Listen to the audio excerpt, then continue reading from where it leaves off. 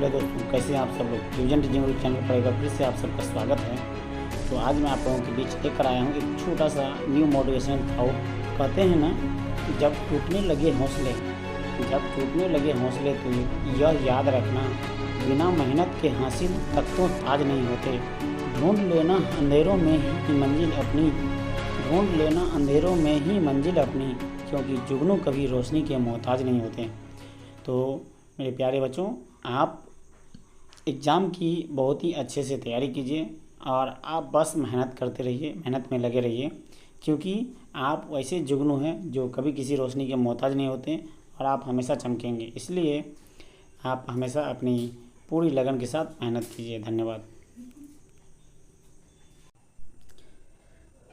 Hello प्यारे बच्चों, कैसे हैं आप सब लोग। तो रिवीजन टीचिंग ग्रुप चैनल पर एक बार फिर से आप सबका स्वागत है।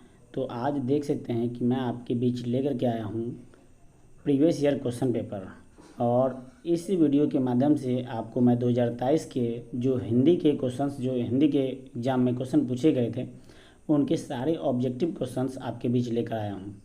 और इस ऑब्जेक्टिव क्वेश्चंस को आपको देखना है। जैसे कि आप सभी को मैं बता दूं कि हिंदी में जो आपको टोटल वैल्यू हिंदी में होती है मार्क्स की, तो 100 मार्क्स की वो टोटल वैल्यू होती है। और कुल प्रश्न जो है आपको ऑब्जेक्टिव के कुल जो है आपको 100 प्रश्न होते हैं, जिसमें कि आपको 50 बनाने होते हैं। तो ये जो क्वेश्चंस है आपको एग्जाम में किस ढंग के क्वेश्चन कैसे पूछे जाते हैं, जिसमें कि आप देख सकते हैं कि आपके जो है मुख्य रूप से मेन सब्जेक्ट से जो आपका गोदली बुक है और वर्णिका है, उनको मिला करके आपको लगभग इसमें 50 के आसपास क्वेश्चंस उनसे रहते हैं, 50 से 55 के आसपास। इनके अलावे आपके जो है ना 50 के आसपास जो है ना व्याकरण के क्वेश्चंस होते हैं। तो यह कुल मिलाकर के 100 मार्क्स के आपके एग्जाम में क्वेश्चन बनते हैं। और ये क्वेश्चंस किस प्रकार पूछे गए हैं और किस ढंग के ऑब्जेक्टिव क्वेश्चन आपके एग्जाम में बनते हैं, इस वीडियो के माध्यम से मैं आपके सारे ऑब्जेक्टिव का जो क्वेश्चन है 2023 के सारे पेपर को कवर करने वाला हूँ। और आप अगर हमारे चैनल पर नए हैं तो आप हमारे इस चैनल को सब्सक्राइब जरूर कर लीजिए, क्योंकि समय समय पर आपको जो है ना अब ये जो है सारे प्रीवियस ईयर पेपर का आपके वीडियो मिलने वाली है और प्रत्येक सब्जेक्ट को आपको समय अनुसार वीडियो मिलने वाली है। तो जिस प्रकार मैं आज हिंदी का लेकर आया हूँ, इसी प्रकार मैं आगे संस्कृत का और भी सब्जेक्ट का लेकर आऊँगा। तो आप अगर हमारे चैनल पर नए हैं तो बिल्कुल आप हमारे चैनल को सब्सक्राइब कर लीजिए और आपको नोटिफिकेशन मिलता रहेगा। चलिए, तो हम लोग बिना देरी करते हुए आज हम लोग शुरू करते हैं हिंदी सब्जेक्ट के जो है सारे ऑब्जेक्टिव क्वेश्चंस। आप जानते हैं कि आपके एग्ज़ाम में जो है ये सेट ए पेपर है, जो कि 2023 में आपसे क्वेश्चन पूछे गए थे और फुल मार्क्स 100 के होते हैं, जिसमें आपको 3 घंटे 15 मिनट होते हैं, जिसमें कि 15 मिनट आपके पास क्वेश्चन पढ़ने के लिए समय होता है। मैं आपको एग्जाम के लिए कुछ इंपॉर्टेंट पॉइंट्स बता दूं कि ये जो 15 मिनट आपके पास समय होता है, इस समय को आप बर्बाद ना करेंगे, क्योंकि एग्ज़ाम में जो 15 मिनट आपके पास दिया होता है ये आपको बस इसलिए दिया होता है कि आप क्वेश्चन को पढ़ पाएँ। और बहुत सारे स्टूडेंट करते क्या हैं कि क्वेश्चन को बिना पढ़े सीधे डायरेक्ट ही बनाना शुरू कर देते हैं। ये सबसे बड़ी गलती करते हैं वो। अगर आप क्वेश्चन को 15 मिनट में ही आप जो है सारे ऑब्जेक्टिव जो है आपके जो इजी ऑब्जेक्टिव वो सभी को अगर आप छांट लेते हैं उस 15 मिनट के अंदर में बहुत सारे, तो आप आसान क्वेश्चन को आराम से सॉल्व करके आसानी से आप पूरे के पूरे मार्क्स ले सकते हैं। और आप हड़बड़ में क्या करेंगे कि बहुत सारे जो हार्ड क्वेश्चन हैं उनको सॉल्व करने के चक्कर में पड़ जाएंगे, जिससे कि आपके ईजी क्वेश्चन छूट जाएंगे। तो आप इस बात का ज़रूर ध्यान रखेंगे एग्जाम में कि आपको जो है ना इजी क्वेश्चंस को पहले चूज करना, क्योंकि आपके पास 100 क्वेश्चन है, जिसमें से ओनली 50 ही आपको बनाने हैं और 50 छोड़ने हैं। तो ऑब्जेक्टिव में तो आपको 50 ही बनाने होते हैं। बाकी आपके सब्जेक्टिव क्वेश्चंस को मैं अगली वीडियो में डिस्कस करूँगा। तो आज मैं आपके बीच में ऑब्जेक्टिव लेकर आया हूँ और प्रत्येक क्लास का जो है आपको पहले ऑब्जेक्टिव डिस्कस करूँगा, फिर सब्जेक्टिव डिस्कस करूँगा। ठीक है, तो चलिए हम लोग पहले क्वेश्चंस को शुरुआत करते हैं। और ये सभी आप इंस्ट्रक्शन आप पढ़ लीजिएगा, आपको तो पता ही है इंस्ट्रक्शन के बारे में, है ना। तो आइए मैं देखता हूँ। देखिए, इसमें सबसे पहले आप लोग का जो क्वेश्चन है व्याकरण से स्टार्ट हो रही है ना। पहले 10 क्वेश्चंस आपको इसमें जो है ना व्याकरण के सारे दिए हुए हैं 10 क्वेश्चन। तो मैं पहले 10 क्वेश्चन आपको व्याकरण का डिस्कस कर देता हूँ। तो देख सकते हैं आपको दिया हुआ पहला क्वेश्चन कि स्वरों की उच्चारण में लगने वाले समय, स्वरों के उच्चारण में लगने वाले समय के आधार पर स्वर वर्ण की कितने भेद होते हैं। तो स्वरों के उच्चारण में लगने वाले समय के आधार पर स्वर वर्ण की कितने भेद होते हैं। तो आप बताएंगे कि स्वर वर्ण की कितने भेद होते हैं। आपको ऑप्शन दिया है 2, 3, 4 और 5। इसका आंसर मैं बता दूं आपको कि स्वरों के उच्चारण में लगने वाले समय के आधार पर अगर बात करें तो स्वर्ण के कितने भेद होंगे, 3 भेद होंगे। कितने भेद, 3 भेद। नेक्स्ट देख सकते हैं आपको, अगली बात करें अगले क्वेश्चन में,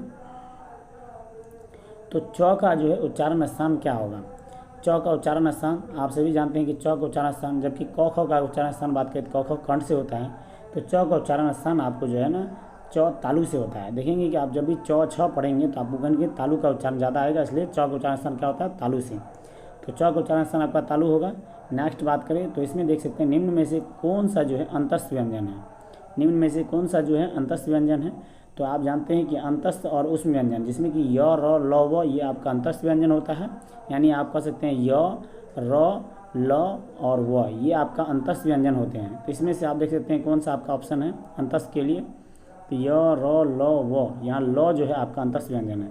इसी प्रकार आपको जो है तालप स, मूर्धन स, दंत स और ह ये जो हैं आपके कौन से होते हैं, ये उष्म व्यंजन होते हैं। कौन से होते हैं, ये उष्म व्यंजन होते हैं। ठीक है, तो नेक्स्ट क्वेश्चन पे हम लोग चलेंगे। अब एक मात्रिक स्वर निम्न में से कौन है, एक मात्रिक स्वर निम्न में से कौन है। तो आप देख सकते हैं इसमें ऑप्शन है आपका हर्ष स्वर, दीर्घ स्वर, प्लुत स्वर और आपको इनमें से कोई नहीं। तो एक मात्रिक स्वर निम्न में से कौन है, तो अगर इसका बात करें हम तो क्या हो जाएगा इसका आंसर, आपको हर्ष स्वर हो जाएंगे। एक मात्रिक स्वर कौन सा, हर्ष स्वर। ठीक है, एक मात्रिक स्वर। नेक्स्ट देख सकते हैं कि मुक्ताक्षर की अंतिम ध्वनि क्या होती है। तो मुक्ताक्षर की अगर बात करें तो मुक्ताक्षर की जो है अंतिम ध्वनि आपको हो जाएगी वो होगा स्वर व्यंजन, स्वर वर्ण। मतलब कि मुक्ताक्षर की अंतिम ध्वनि क्या होती है, स्वर होती है। ये सभी व्याकरण के क्वेश्चन है ना। इसके बाद नेक्स्ट देख सकते हैं आप अगली, यद्यपि शब्द का संधि विच्छेद क्या होता है। यद्यपि शब्द का संधि विच्छेद क्या होता है, तो यद्यपि शब्द का संधि विच्छेद क्या होगा, तो आप जानते हैं यद्यपि क्या होता है, यदि जोर अपि, यदि जोर अपि, ये आपका जो है आंसर हो जाएगा इसका सी नंबर, यदि जोर अपि। नेक्स्ट देख सकते हैं निम्न में से शुद्ध शब्द कौन सा है। तो आप देख सकते हैं इसमें शुद्ध शब्द कौन सा होगा, आपको भीष्म दिया है, विधि दिया है, प्राण और दधीचि। तो इसमें आपको शुद्ध शब्द की बात कर रहा है, तो शुद्ध शब्द आपका कौन हो जाएगा, तो ये दधीचि जो स्पेलिंग है वो एकदम शुद्ध लिखा हुआ है, बाकी सब जो है आपको गलत लिखा हुआ है। भीष्म भी जो है आपको भौदगी का मुदन स म होता है, भीष्म होता है, जबकि विधि भी गलत है, विधि बोलते हैं हम लोग, विधि बोलते हैं ना, विधि होता है, ये अशुद्ध वर्ड है ना। इसके बाद आपको प्राण, प्राण भी जो है हम लोग मूर्धन्त न लगाते हैं। तो ये सब कहीं कहीं इसमें क्या क्या है, बिल्कुल अशुद्ध वर्ड लिखा है ना। ये दधीचि जो है एकदम सही वर्ड लिखा हुआ है। नेक्स्ट बात करते हैं, निम्नलिखित चिन्हों में एकहरा उदाहरण चिन्ह कौन सा है। अगर निम्नलिखित चिन्हों की बात करें तो इसमें एकहरा उदाहरण चिन्ह कौन सा है, तो एकहरा उदाहरण की बात करें तो ये आपका हो जाएगा, आपको पहला नंबर का जो है इस टाइप के जो चिन्ह होते हैं यह एकहरा उदाहरण चिन्ह होते हैं। क्या होते हैं, एकहरा उदाहरण चिन्ह। नेक्स्ट आइए, त्र जो है आपको इसमें से क्या है, तो आप जानते हैं कि अक्ष त्र ज्ञ, यहाँ पे आपको मैं बता दूं अक्ष त्र और ज्ञ, उसके बाद आपको ये सब जो अक्षत्र ज्ञ जो है ना ये आपको संयुक्त व्यंजन है। कौन से व्यंजन, संयुक्त व्यंजन हो जाएंगे, तो ये आपका बी नंबर का इसका आंसर हो जाएगा अक्षत्र ज्ञ। नेक्स्ट उसी तरह देख सकते हैं आप इसमें एक स्र भी हो जाएंगे संयुक्त व्यंजन। इसके बाद है विकारी शब्द को, आप विकारी शब्द को क्या कहते हैं जिससे किसी विशेष वस्तु, भाव और जीव के नाम का बोध होता है। तो विकारी शब्द जिससे किसी विशेष वस्तु या भाव के नाम का बोध होता है तो उसे हम लोग क्या बोलते हैं, इसका आंसर होगा संज्ञा। यानी कि ऐसे विकारी शब्द जिससे किसी विशेष वस्तु या भाव का बोध हो उसे हम लोग क्या बोलते हैं, विकारी शब्द कहते हैं। ठीक है, संज्ञा को। तो नेक्स्ट क्वेश्चन देख सकते हैं, नेक्स्ट क्वेश्चन है कि आज्ञा शब्द कौन सा लिंग है। तो आपको आज्ञा जो है इसमें कौन सा लिंग होगा, पुल्लिंग होगा, अप्राणीवाचक पुल्लिंग होगा या उभयलिंग होगा या स्त्रीलिंग। तो आज्ञा हमें माननी चाहिए, आज्ञा क्या होता है, आज्ञा माननी चाहिए, यानी आज्ञा आपका क्या होता है, स्त्रीलिंग होती है। आज्ञा आपका स्त्रीलिंग होगा हिंदी में, है ना। तो हिंदी में भी बहुत सारे स्त्रीलिंग और पुल्लिंग ये जो है ना आपको चैप्टर पढ़ने होंगे, इसमें तो बहुत सारे क्वेश्चन व्याकरण से दिए हुए हैं। इसके बाद है ये आपका 12 नंबर क्वेश्चन है कि वाष्प क्या है। तो वाष्प कैसा शब्द है, वाष्प जो है आपको तत्सम है, तद्भव है, देशज है, विदेशज है। तो वाष्प की अगर हम बात करें तो यह जो है आपको तत्सम शब्द होगा। कौन सा शब्द होगा, वाष्प तत्सम शब्द। नेक्स्ट देख सकते हैं आपका श्रीमान शब्द का स्त्रीलिंग रूप क्या होगा।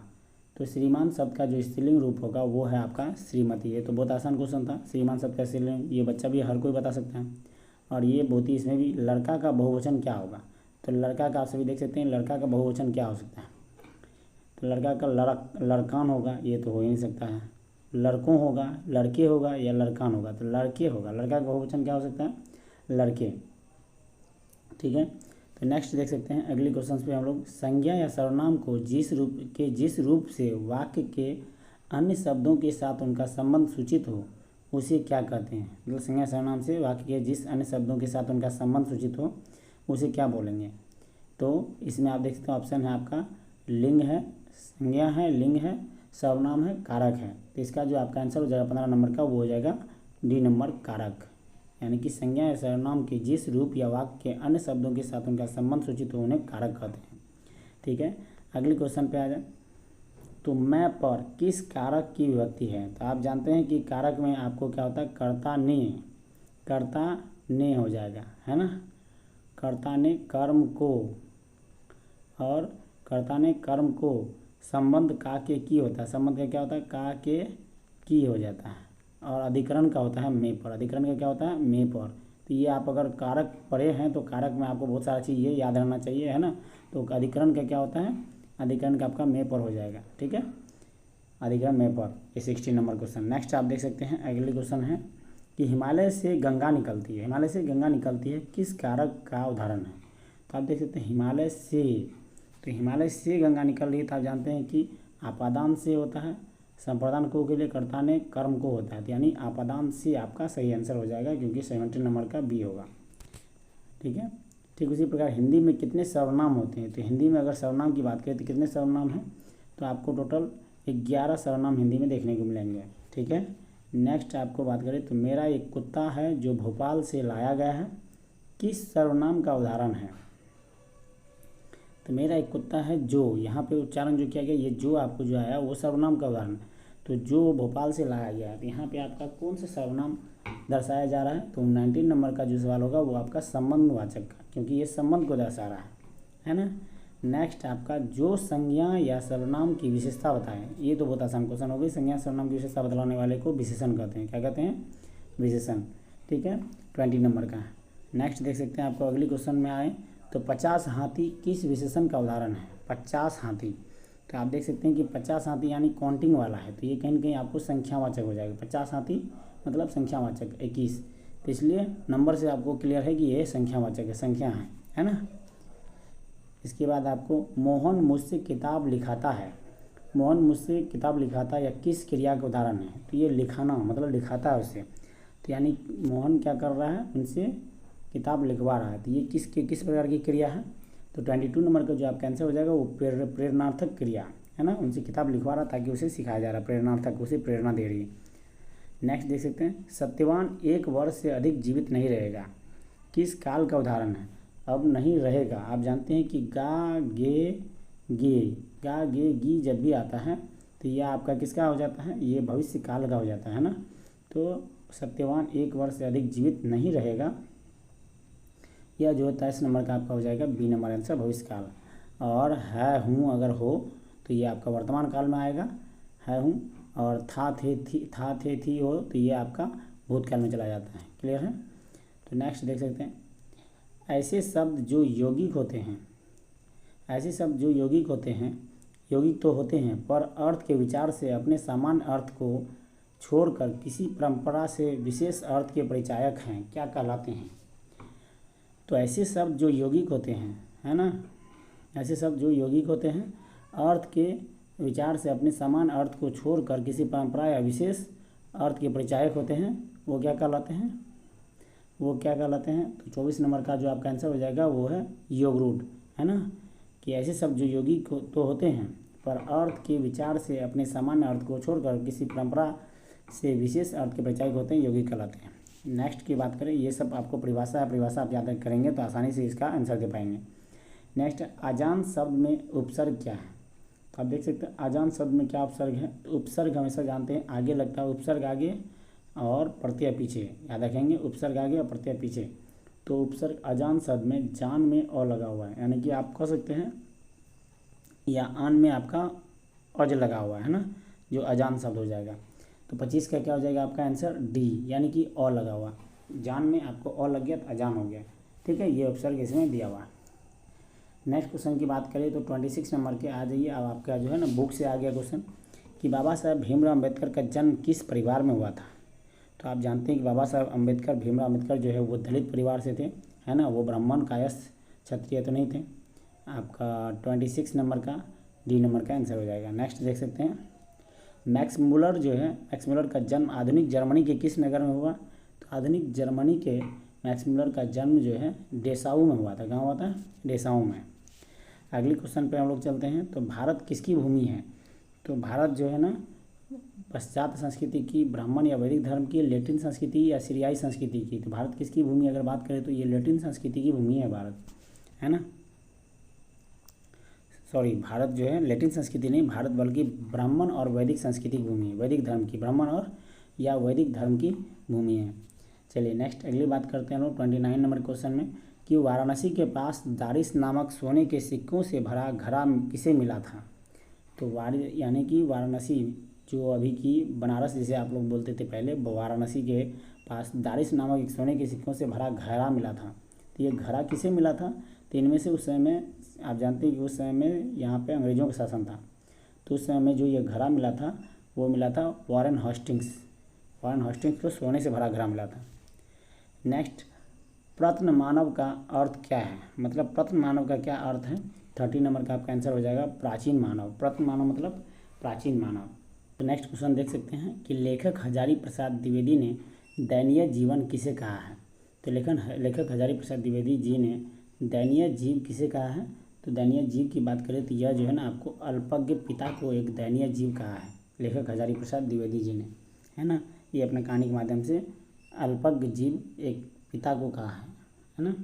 अगर नेक्स्ट 32 नंबर का क्वेश्चन को देखें तो किस शासक ने ऐसा सिक्का चलाया जिस पर नागरी लिपि में रामसीय अंकित है, मतलब राम और सीता की जो है ना उसमें चित्र अंकित है। तो ऐसे कौन से शासक है जिसने कि ऐसा सिक्का चलाया? तो 32 नंबर का आपका जो है ना ये बादशाह अकबर हो जाएंगे, जिन्होंने कि ऐसे सिक्के चलाए थे, ठीक है, जो कि राम और सीता के से छपे हुए सिक्के चलाए थे अकबर। बहुत ही अच्छे, मतलब कह सकते हैं बहुत ही मुस्लिम में सबसे बेहतर, सबसे अच्छे शासक माने जाते थे। चंद्रगुप्त द्वितीय विक्रमादित्य का व्यक्तिगत नाम क्या है? चंद्रगुप्त द्वितीय विक्रमादित्य का व्यक्तिगत नाम की बात करें तो इसका नाम आपको हो जाएगा सी नंबर का, यानी कि देव। चंद्रगुप्त द्वितीय का जो विक्रमादित्य का व्यक्तिगत नाम था वो था देव। नेक्स्ट 34 नंबर पे हम लोग आते हैं।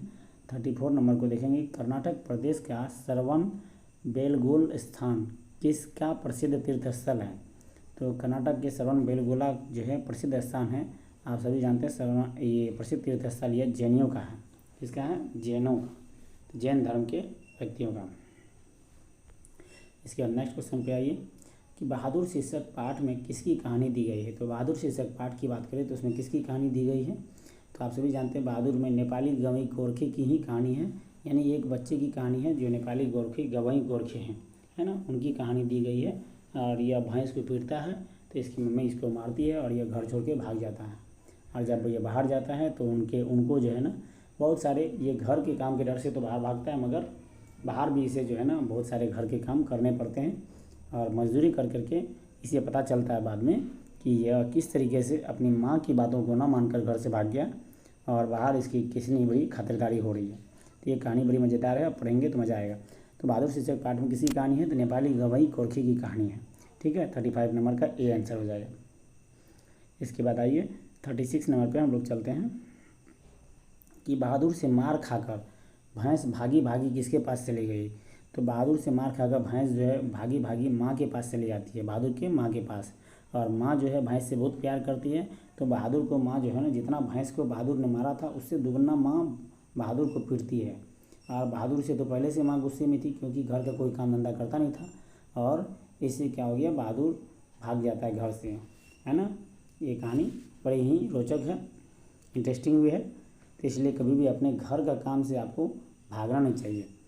अगले क्वेश्चन देखेंगे आप, बड़े भाई किस लेखक की रचना है? तो बड़े भाई की बात करें तो यह जो है रामविलास शर्मा की रचना है, बड़े भाई, है ना। बड़े भाई किस लेखक की रचना है? तो वो रामविलास शर्मा की पुस्तक, मतलब एक रचना है। इसके बाद दक्षिण भारत के मंगल नगरस्वों की तरह शहनाई किसकी मंगल ध्वनि का संपूरक है? तो शहनाई किसकी मंगल ध्वनि का संपूरक है? इनकी बात करें तो 38 नंबर का आपका आंसर हो जाएगा प्रभाती की, है ना। दक्षिण भारत के मंगल नागस्वरम की तरह शहनाई किसकी मंगल ध्वनि का संपूरक है? प्रभाती की। आइए 39 नंबर, मरते दम तक न सहनाई छूटेगी न काशी, यह किसका कथन था? मरते दम तक न सहनाई छूटेगी और ना ही काशी छूटेगी, तो यह किसका कथन था? यह बिस्मिल्लाह खान का कथन था। अगले क्वेश्चन पे हम लोग बढ़ते हैं। नसीहत शब्द का क्या अर्थ होता है? तो नसीहत शब्द का अर्थ होता है शिक्षा। नसीहत का क्या अर्थ होता है? शिक्षा। नेक्स्ट अगले क्वेश्चन पे आते हैं। महात्मा गांधी जी को महात्मा की उपाधि किसने दी थी? तो गांधी जी को महात्मा की उपाधि किसने दी थी? तो 41 नंबर का आपका आंसर हो जाएगा सी नंबर, यानी रविन्द्रनाथ टैगोर ने इसे महात्मा कहा था पहली बार। क्वेश्चन नंबर 42, मैं चाहता हूँ कि सब देशों की संस्कृतियाँ की हवा मेरे घर के चारों ओर अधिक से अधिक स्वतंत्रता के साथ बहती रहे, यह किसने कहा था? तो यह बातें जो है 42 नंबर का आपका आंसर महात्मा गांधी ने कहा था कि सब देशों की संस्कृतियों की हवा मेरे घर के चारों ओर अधिक से अधिक स्वतंत्रता के साथ बहती रहे, यह महात्मा गांधी ने कहा था। 43 नंबर का क्वेश्चन देखेंगे। श्रम विभाजन और जाति प्रथा शीर्षक पाठ के लेखक कौन है?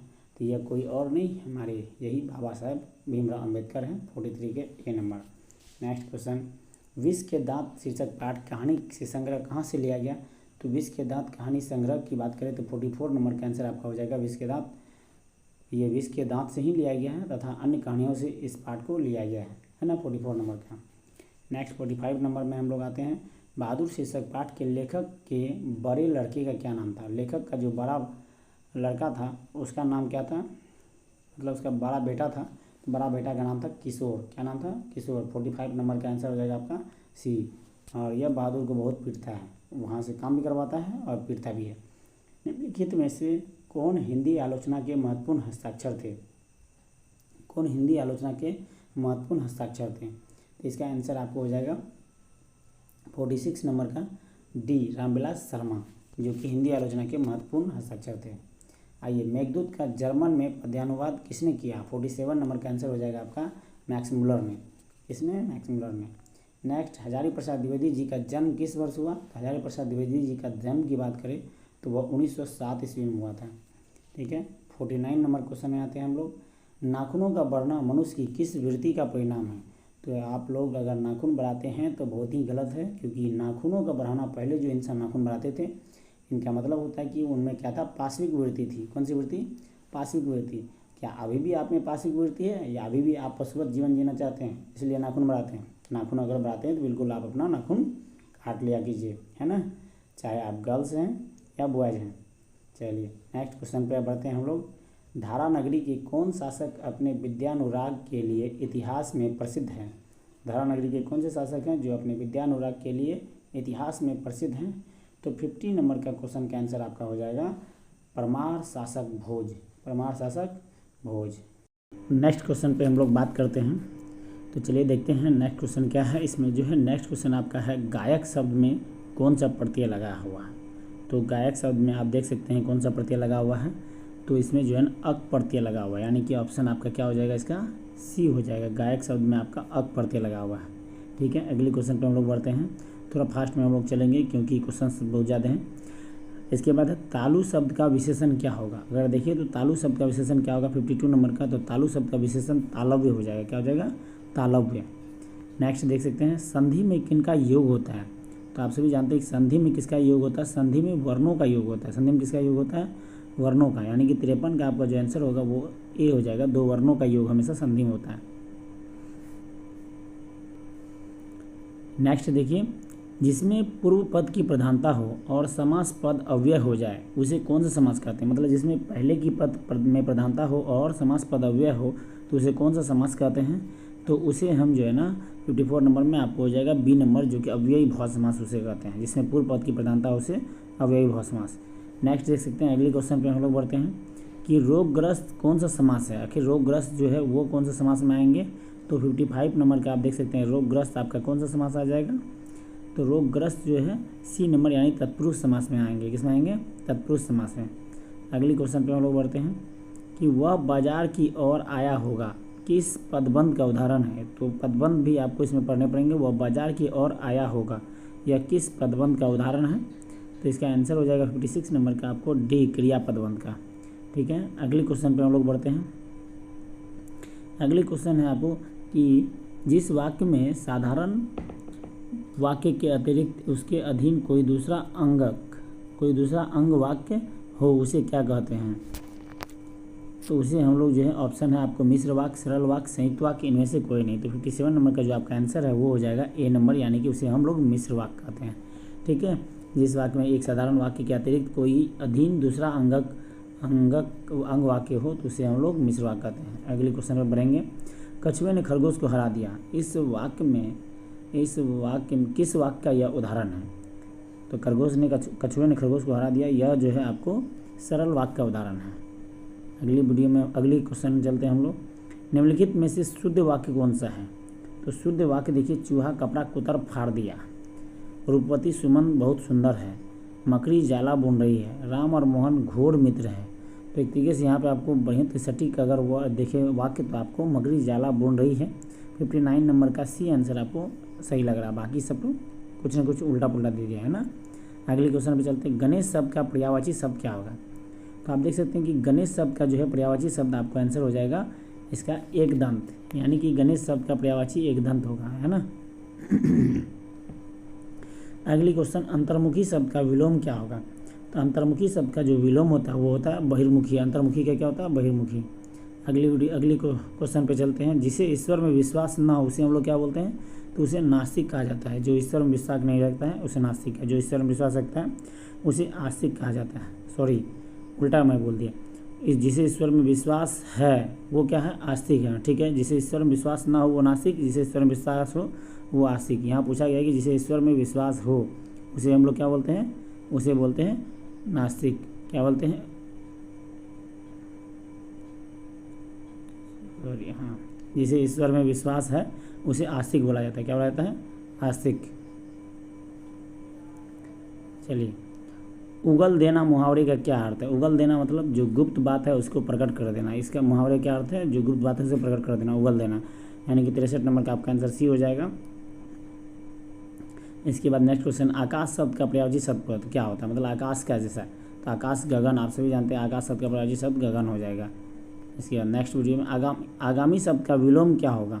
तो आगामी शब्द का आपका विलोम आगामी है ना।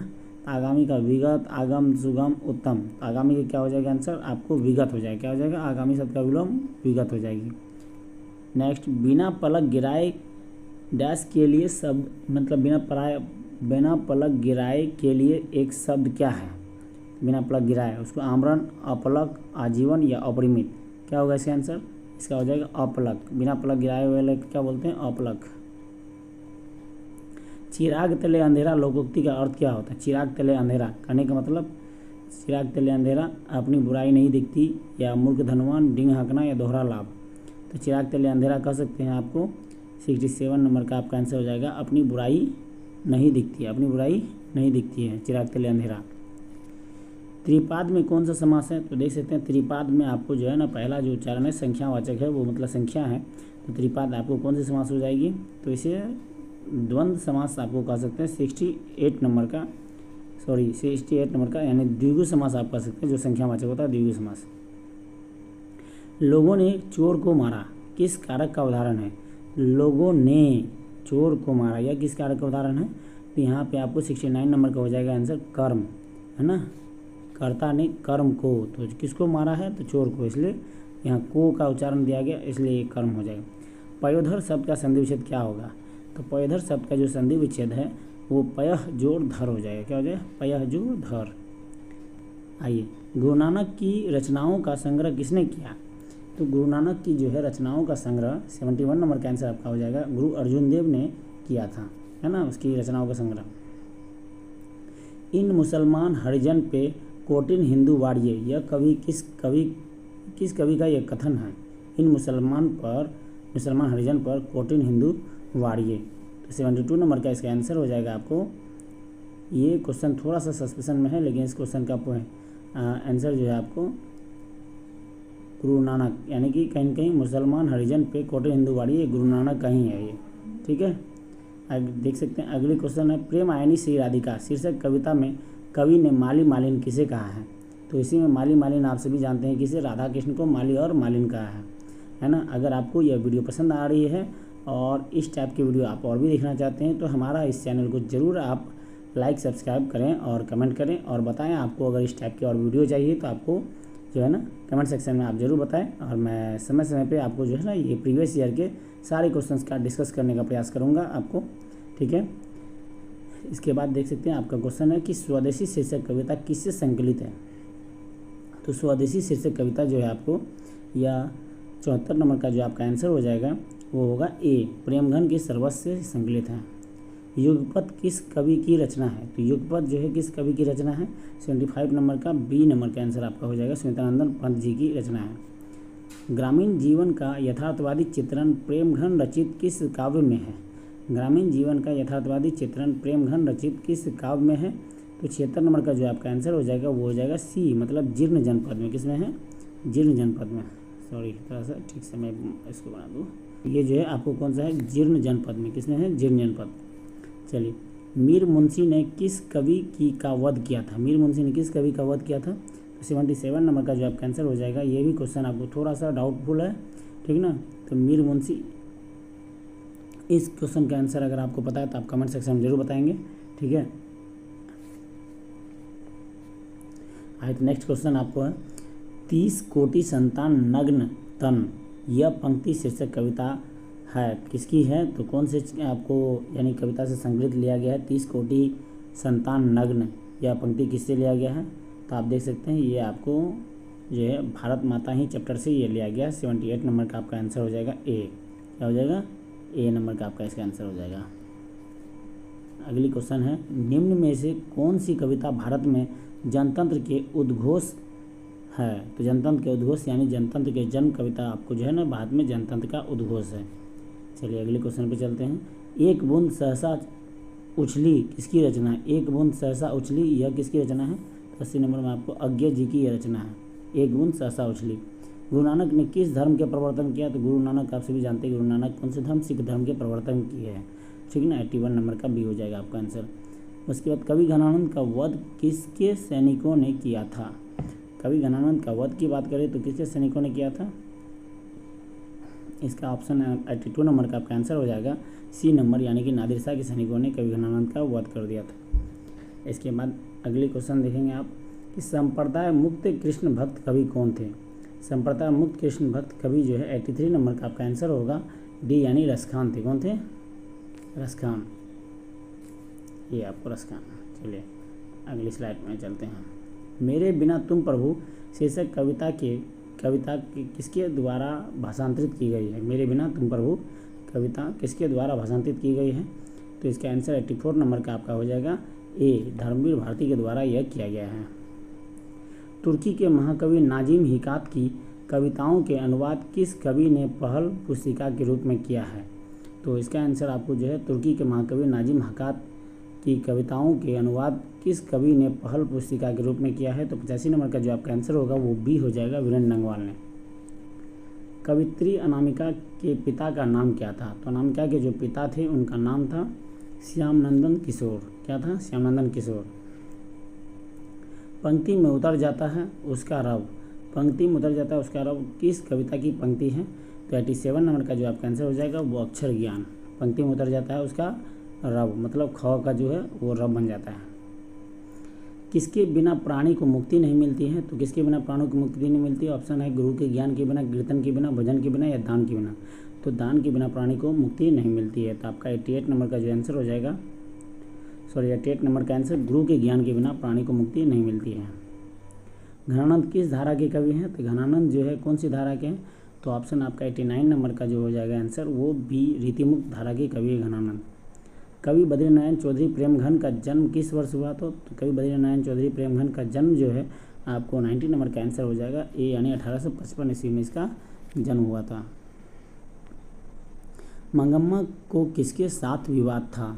तो ये क्वेश्चन आपको मंगम्मा किसके साथ विवाद था। तो मंगम्मा को पोते के साथ, नजम्मा के साथ, मालकिन के साथ, पड़ोसी के साथ। तो मंगम्मा को जो है ना नजम्मा के साथ विवाद था। किसके साथ, नजम्मा के साथ। 91 नंबर का आपका आंसर हो जाएगा बी। इसके बाद देख सकते सातकोड़ी होता किस भाषा के प्रमुख कथाकार हैं। तो सातकोड़ी होता जो है आपको 92 नंबर का आंसर हो जाएगा, उड़िया भाषा के कथाकार है। कौन सी भाषा, उड़िया भाषा। ढहते विश्वास शीर्षक कहानी में तूफान में किसका घर टूट गया था? तो 93 नंबर का लक्ष्मी का घर टूट गया था तूफान में। किसे महसूस हुआ कि पृथ्वी और आकाश के बीच घुटन भरी हुई है? किसे महसूस हुआ कि पृथ्वी और आकाश के बीच घुटन भरी हुई है? सीता को, पुष्पा को, नारायण को या भावड़ी को? किसको ऐसा महसूस हुआ? तो ये जो आपका